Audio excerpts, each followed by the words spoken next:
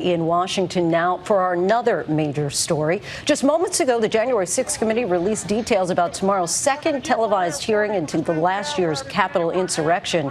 Former President Trump's campaign manager is expected to testify as the committee makes the case against Trump. Members now say that Trump was repeatedly told by advisors that he had in fact lost the election, but that he chose instead to lie about it and spark violence. Here's ABC's White House correspondent Mary Alice Parks. The House January 6th Select Committee tonight preparing for their second televised hearing this month. The group says their focus tomorrow morning will be the immediate aftermath of the 2020 election.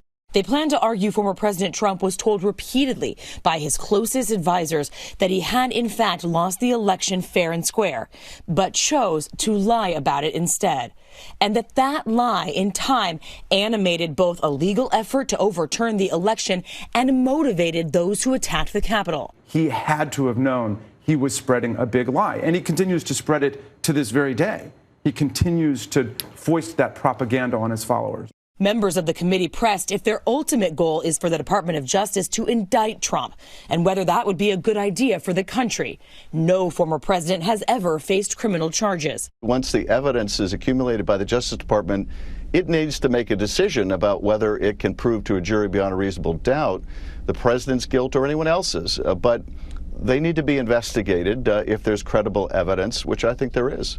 During last week's hearings, the committee's vice chair, Liz Cheney, accused some sitting Republican members of Congress of seeking pardons for attempting to overturn the election results. Congressman Adam Schiff telling ABC's Martha Raddatz that the committee has evidence to back up that claim. I think that is some of the most compelling evidence of a consciousness of guilt. Tomorrow, Bill Stapien, President Trump's former campaign manager and data expert, is set to take the stand, alongside Chris Steyerwalt, a former Fox News political editor who helped decide to call Arizona for President Biden. I am not in a position now to tell you what my testimony will be about. I was asked to testify, and I got to go.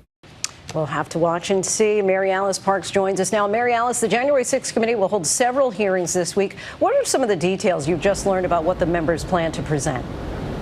Lindsay, aides for the committee tonight told us that tomorrow they will show that former President Trump just did not have the votes to win and that he was told that. They say we'll hear testimony, too, from election officials who looked for fraud but just did not find it. And this is interesting. They said that they will look at the money trail, the ways that the former president actually fundraised off these fraud claims. Tomorrow is the first of 3 hearings from the committee this week.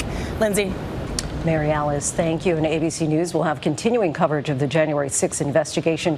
David Muir and the entire team will be right here for the second committee hearing tomorrow morning at 10 Eastern.